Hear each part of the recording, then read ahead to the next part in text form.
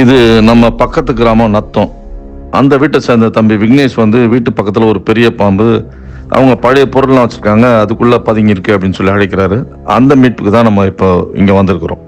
இவ்வளவு ஓப்பனா இருக்கு விக்னேஸ்வரா, பறக்க விக்னேஸ்வரா, சார பாம்பு தானே? வழக்கமாக இந்த கிராமப்புறங்கள்ல அல்லது புறநகர்ல சுற்றி வயல்வெளி இருக்கும், அல்லது செடி மரங்கள் வந்து அடர்ந்த நிலையில இருக்கும்.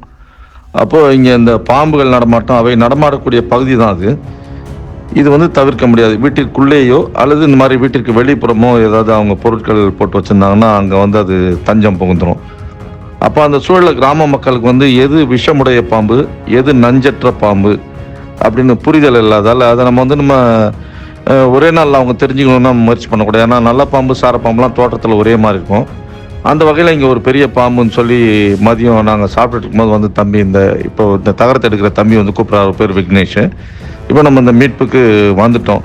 வந்து மெதுவாக அகற்றிட்டு பார்க்கும்போது இப்போ பாம்பை வந்து பார்த்தாச்சு. அது வந்து சாரை பாம்பு. இது நீளமாக வளரக்கூடிய பாம்பு, மிக வேகமாக செயல்படக்கூடிய பாம்பு. இது எலிகளை வந்து ரொம்ப விரும்பி உண்ணும்னா மற்ற பாம்புகள் எலி தனக்கு அருகே வர வரைக்கும் பதுங்கி இருக்கும்.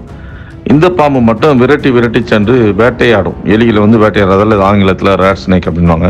இந்த குழந்தைங்களாம் அதை கையாளுறதை பார்த்துட்டு பயப்படுறாங்க பாவம். ஆனால் அது நஞ்சற்ற பாம்பு அப்படின்னு பின்னால் அவங்களுக்கு புரிய வச்சோம். என்ற போதும் எந்த பாம்பு அருகிலையும் போயிடக்கூடாது, எந்த பாம்பு நஞ்சுடையது, எந்த பாம்பு நஞ்சு இல்லாததுன்னு உங்களுக்கு தெரியாது.